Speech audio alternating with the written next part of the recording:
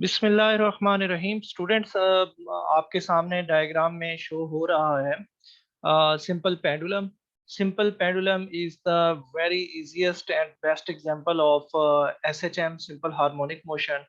तो simple harmonic motion, लेकिन यहाँ पर एक दो चीज़ें टेक्निकली होती हैं जो स्टूडेंट्स स्किप कर जाते हैं, वो मैं आज आपके साथ शेयर करने जा रहा हूँ। तो आपने इसको जो है प्लीज़ ओपन माइंड हो के प्रीवियस कॉन्सेप्ट को बिल्कुल दिमाग से निकाल के एक नए अंदाज से इसको सीखने की कोशिश करनी है। उसकी रीज़न ये है कि कुछ चीज़ें जो है वो स्टूडेंट्स मेमोराइज कर लेते हैं, तो मैं चाहता हूँ कि वो थोड़ा सा उसको मैं मज़ीद जो है वो एक्सप्लेन करूं और आप उसको अंडरस्टैंड करें। तो देखिए, मेरे पास सिंपल पेंडुलम होता क्या है। सबसे पहले हम सिंपल पेंडुलम की एक डेफिनेशन लिख देते हैं कि सिंपल पेंडुलम क्या होता है।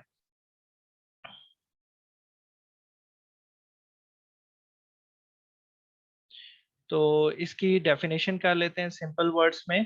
A metallic Bob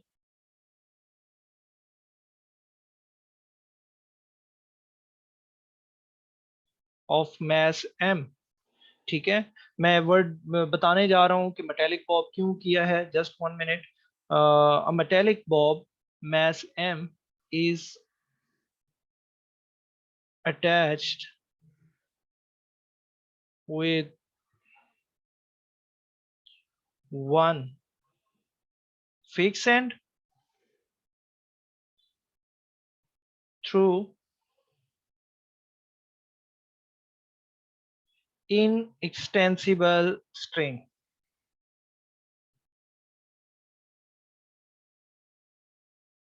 inextensible string of length L। ठीक है,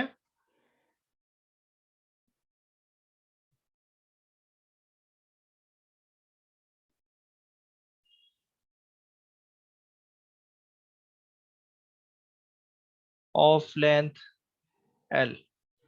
तो यहाँ पे दो तीन चीजें हैं जो आपको समझने वाली हैं। सबसे पहली चीज ये है कि मेटेलिक बॉब वर्ड क्यों यूज किया है। मेटेलिक बॉब इसलिए किया है कि हैवी ऑब्जेक्ट होना चाहिए, उसके ऊपर कोई अगर रूम में फैन जो है वो ऑन है, सीलिंग फैन है, या हवा जो है वो चल रही है, तो आपकी एक्सपेरिमेंटल वैल्यूज डिस्टर्ब ना हो, तो एक हैवी ऑब्जेक्ट होना चाहिए। तो मैंने मेटेलिक बॉब यूज कर लिया है। Is attach with the fix and, जिस एंड से आपने उसको हैंग किया हुआ है वो हिल ना रहा हो। ठीक है, तो ताकि वैल्यूज लेंथ चेंज ना हो। दूसरी चीज मैंने यहाँ पर यूज किया है इन एक्सटेंसिबल स्ट्रिंग। तो इन एक्सटेंसिबल स्ट्रिंग का मतलब ये है कि हमारे पास जो स्ट्रिंग है वो उसमें स्ट्रेच ना हो सके, इलास्टिसिटी नहीं होनी चाहिए, मतलब रबर ना हो, वो जो है उसकी इलास्टिसिटी मतलब यानी कि स्प्रिंग ना हो। ठीक है, ऐसा स्ट्रिंग हो जो फिक्स हो, स्ट्रेच ना हो सके, उसको हम इन एक्सटेंसिबल स्ट्रिंग कहते हैं। तो ये मेरे पास बेसिक इसकी डेफिनेशन है, जो कि मोस्टली पता होती है, लेकिन ये दो वर्ड्स इन एक्सटेंसिबल का मोस्टली स्टूडेंट्स यूज नहीं करते और उनके नंबर्स डिडक्ट हो जाते हैं। सेकंड थिंग, यहाँ पर जो है सिंपल पेंडुलम क्या है, उसकी जहाँ पर वो फिक्स रुका हुआ है, that is a mean position. Mean position से हमने उसको ड्रैग करके लेके जाना है एक्सट्रीम पोजीशन पे। तो जैसे ही हम एक्सट्रीम पोजीशन से उसको रिलीज करेंगे, it will come to mean position, come back to mean position, दोबारा मीन पोजीशन की तरफ आएगा। ठीक है, तो हमने उसको जितना मीन पोजीशन से दूर लेके जाते हैं, दैट इज इट्स डिस्प्लेसमेंट। लेकिन ये वापस अपनी मीन पोजीशन की तरफ आता है, क्योंकि सिंपल एसएचएम की यही डेफिनेशन है कि force is directly proportional to the displacement, but always directed towards the mean position. चाहे आप इसको यहाँ से छोड़ें और ये अगर इनर्शिया की वजह से मीन पोजीशन पर आने के बाद आगे जाएगा ड्यू टू इनर्शिया, लेकिन दूसरी एक्सट्रीम पोजीशन से दोबारा मीन पोजीशन की तरफ ही आएगा। तो कौन कौन सी एक्सट्रीम पोजीशंस हैं। फर्स्ट एक्सट्रीम मीन पोजीशन ये है, इसको हम मीन पोजीशन कह रहे हैं, और that is a B1 is the extreme position.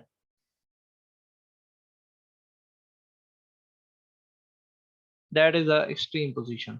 अब मुझे बताएं कि लेट्स सपोज एक्सट्रीम पोजीशन पर इसका वेट कहाँ पर है। इस मेटेलिक बॉब का वेट डाउनवर्ड है, आप मुझे बताएं एक चीज कि जो वेट होता है, फोर्स कोई भी फोर्स होती है, तो उस फोर्स के टू कंपोनेंट्स होते हैं। लेट्स सपोज ये एक फोर्स है, तो इसके टू कंपोनेंट्स हैं, एक हॉरिजेंटल कंपोनेंट है, एक वर्टिकल कंपोनेंट है। These are the perpendicular, mutually perpendicular components. तो किसी भी वेक्टर को रिजॉल्व करना हो तो उसके टू कंपोनेंट्स बना दिए जाते हैं, एक हॉरिजेंटल कंपोनेंट और एक वर्टिकल कंपोनेंट। हॉरिजेंटल कंपोनेंट को देखें, मैंने ब्लू से बना रहा हूँ, और वर्टिकल कंपोनेंट को मैं रेड लाइन से बना रहा हूँ। दो कंपोनेंट्स आ गए हैं। आप येलो लाइन को जो है वेट कह रहे हैं, और इसके दो कंपोनेंट्स हैं। यहाँ पर अगर लेट्स सपोज एंगल थीटा बन रहा है, तो it is m g sine theta. और जो हॉरिजेंटल कंपोनेंट है, this is m g cos theta. क्योंकि वेट डब्ल्यू किसकी इक्वल होता है, एम जी की इक्वल होता है, तो उसके दो कंपोनेंट्स बन गए।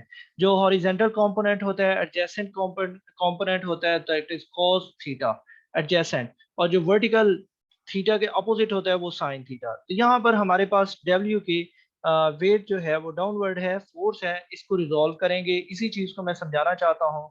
तो आपने ध्यान से आप देखना है कि एक हॉरिजेंटल कंपोनेंट एडजेसेंट कंपोनेंट बनना है,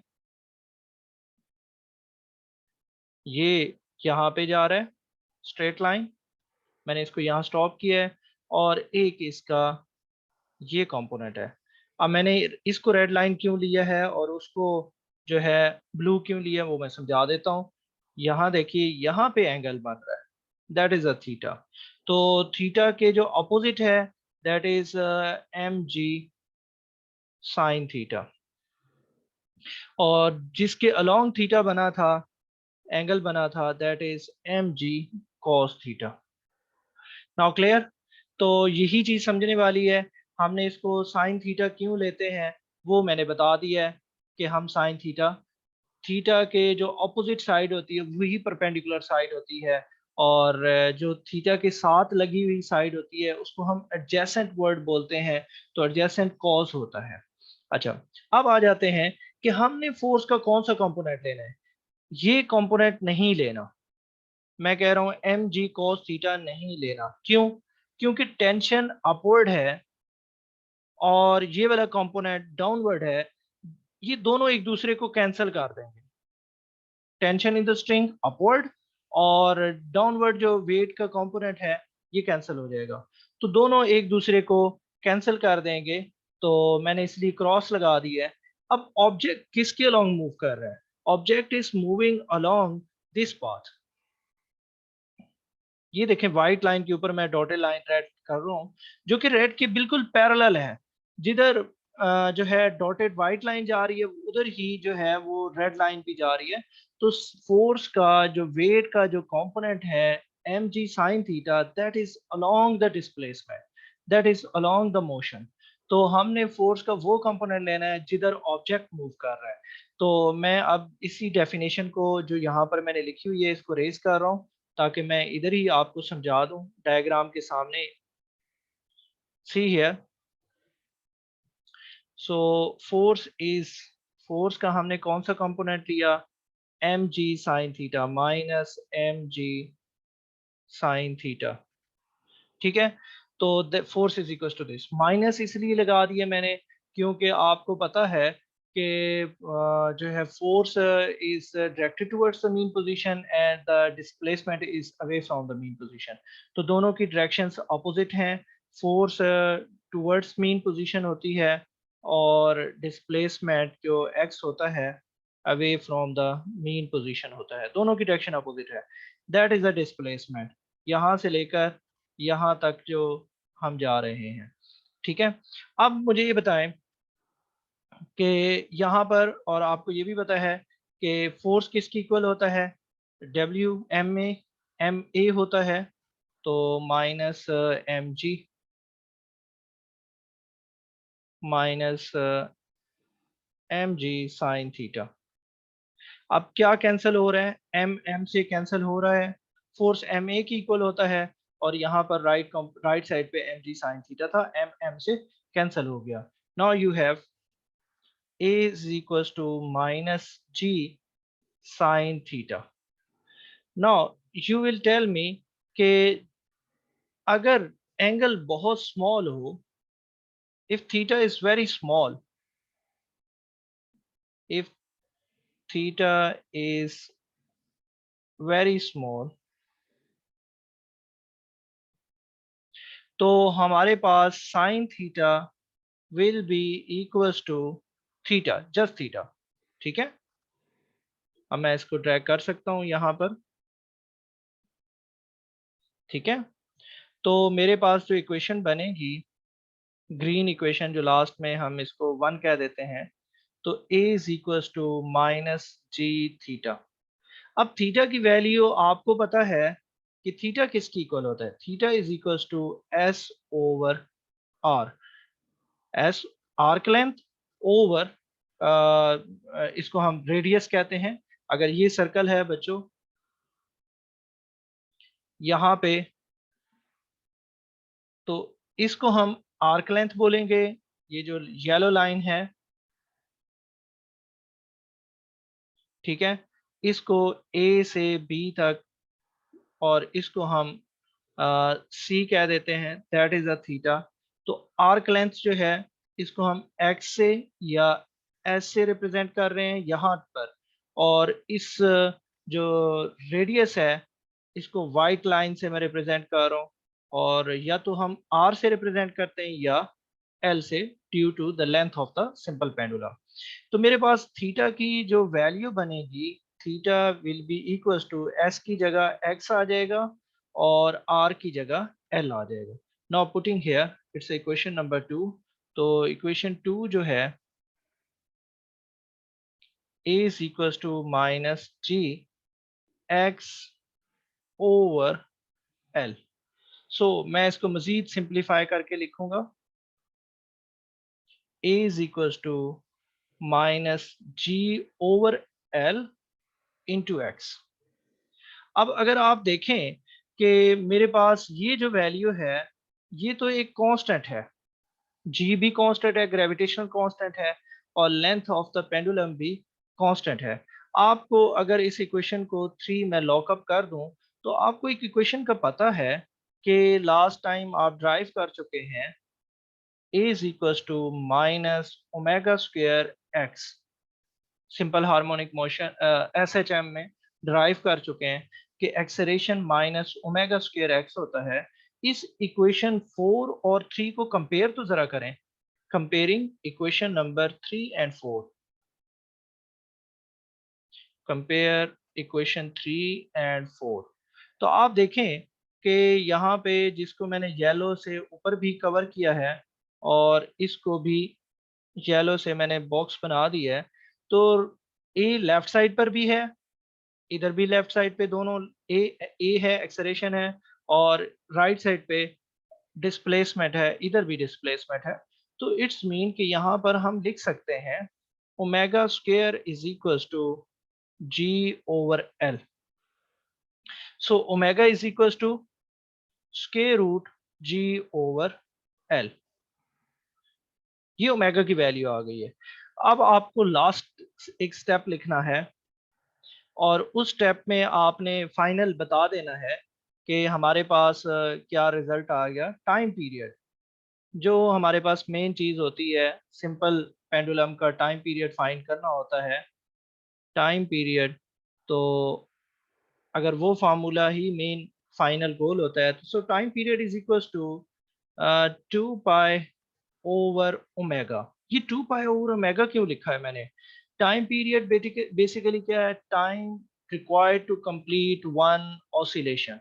ठीक है, तो वन ऑसिलेशन कितने एंगल की बन रही है, 2 पाई की बन रही है। और इस दौरान जो है, मतलब टाइम किसकी इक्वल होता है, टाइम सिंपल होता है डिस्टेंस ओवर वेलोसिटी। डिस्टेंस किसकी इक्वल है, मतलब एंगुलर पाथ पे s is equal to r theta होता है, या 2 पाई आर। ठीक है, अगर आप एंगुलर पाथ करेंगे तो 2 पाई आर कर दें, one complete circumference, one complete round trip 2 pi r. और नीचे वेलोसिटी v किसकी इक्वल होती है, आर ओमेगा की इक्वल नहीं होती। तो आर आर से कैंसिल हो गया, 2 पाई ओवर ओमेगा जो हमारे पास रिजल्ट आ जाएगा। ये सिंपल इक्वेशन मैंने यूज किया है जो आप 9 10 से यूज कर रहे हैं, 8 से यूज कर रहे हैं। और ये मैंने circumference, one complete circular path का सरकमफेरेंस क्या होगा, 2 पाई आर। और वी जो लीनियर वेलोसिटी एंगुलर वेलोसिटी की रिलेशन जो है v is equal to r omega होता है। तो मेरे पास ये चीजें आर आर से क्या हो गया, कट हो गया, तो 2 पाई ओवर ओमेगा। अब आपको ओमेगा की वैल्यू का पता है, हमने ओमेगा ड्राइव कर चुके हैं, ठीक है। तो putting the value of omega here क्या लिखेंगे, पुटिंग, इसको हमने सिंस कहा था, पुटिंग वैल्यू ऑफ ओमेगा, ठीक है। और ये मैंने जस्ट समझाने के लिए लिखा है। तो t is equal to 2 pi, और ओमेगा की जगह हम क्या पुट करेंगे, लास्ट अगर आप देखें ओमेगा क्या है, square root g over l। Blue के साथ था, मैं वही पुट कर देता हूँ, square root g over l। तो ये जब ऊपर जाएगा तो इट विल इनवर्स, और हमारे पास रिजल्ट आ जाएगा 2 पाई और square root l over g। तो ये मेरे पास एक टाइम पीरियड का फार्मूला निकल आया, time period is equal to 2 pi square root l over g। From here we concluded that the time period of the simple pendulum depends only on the length of the simple pendulum। जो string metallic Bob को जितने फासले पे बांधा जाएगा उसके time period directly proportional होगा। अगर टाइम लेंथ ज्यादा होगी तो टाइम पीरियड भी ज्यादा होगा, ठीक है। और ग्रेविटी, तो ग्रेविटेशनल एक्सेलरेशन, ग्रेविटी जो कि अर्थ की 10 है, 9.8 है, मून पे जाएंगे तो 1.6 है, तो that is depends upon g, not depends upon the mass. आप जितना ज्यादा हैवी मैस डाल दें तो टाइम पीरियड चेंज नहीं होगा। तो इसीलिए मैंने कहा था कि मेटेलिक बॉब लगा दें, हैवी लगा दें, जितना अच्छा हैवी लगा देंगे अच्छा होगा, वैल्यूज अच्छी आएंगी। But does not depend, time period उस पर डिपेंड नहीं करेगा, ठीक है। तो स्प्रिंग के केस में डिपेंड करता है, सिंपल पेंडुलम के केस में डिपेंड नहीं करता। तो मैं इसको थोड़ा सा शॉर्ट कर लेता हूँ ताकि आपको ये एक कंप्लीट वन उसमें नज़र आ जाए। हमने यहाँ से शुरू किया था टॉपिक, ठीक है। और हमने कहा था कि इसको जो वेट था, वेट के दो हमने कंपोनेंट्स बनाए, म्यूचुअली परपेंडिकुलर कंपोनेंट्स। ये सिंपल सी बात है, ये म्यूचुअली परपेंडिकुलर, ये हॉरिजॉन्टल कंपोनेंट है, वर्टिकल कंपोनेंट है। ये अगर वेक्टर है, फोर्स ये है, इसके दो कंपोनेंट्स बनाए हैं, ठीक है। तो चूंकि वेट डाउनवर्ड था तो इसके दो कंपोनेंट्स हमने इस तरफ से ऐसे बनाए हैं, लाइक दिस, ठीक है। अब आपको क्लियर हो रहा होगा। ये वाला कंपोनेंट इस्तेमाल नहीं हो रहा क्योंकि यहाँ पे जो टेंशन आ रही है, टेंशन और ये दोनों आपस में कैंसिल हो रहे हैं। Only this component of the, जिसको हम इस तरीके से चलें कर लेते हैं। तो हम जो है क्या कहते हैं, ये जो कंपोनेंट है हमारे पास, ये यूटिलाइज हो रहा है, क्यों कि पेंडुलम इसी डायरेक्शन में जा रहा है, इसी डायरेक्शन में, ठीक है। तो हमने फोर्स का कौन सा कंपोनेंट लिया, एम जी साइन थीटा लिया, और फोर्स एम ए की इक्वल होता है एम एम से कैंसिल कर दिया है। और साइन थीटा को थीटा कहा है क्योंकि स्मॉल है, और थीटा की वैल्यू एस ओवर आर जो है वो एक रिलेशन आपको पता है, तो s is equal to r theta. ये सिर्फ समझाने के लिए, that is not part of this topic, ठीक है। तो थोड़ा थोड़ा सा मैंने कि एल, आर को हमने एल कहा है, तो that is a slightly change here. तो क्योंकि एल, हम आर्क लेंथ को कहीं पर एस, कहीं पर एस को हम एल भी लेते हैं। तो लेकिन यहाँ पर हमने आर को एल लिया है क्योंकि length of the pendulum plays a role of radius, ठीक है। तो ठीक है जी। और acceleration is inversely proportional to the length. तो जितनी ज़्यादा आप लेंथ लेंगे एक्सेलरेशन उतना कम होगा, उतनी उसकी एंगुलर वेलोसिटी भी कम होगी। Okay, thank you for watching my video. तो आई होप सो कि अगर क्लियर होगा, लेकिन फिर भी अगर कोई प्रॉब्लम है तो you can ask for me, ठीक है।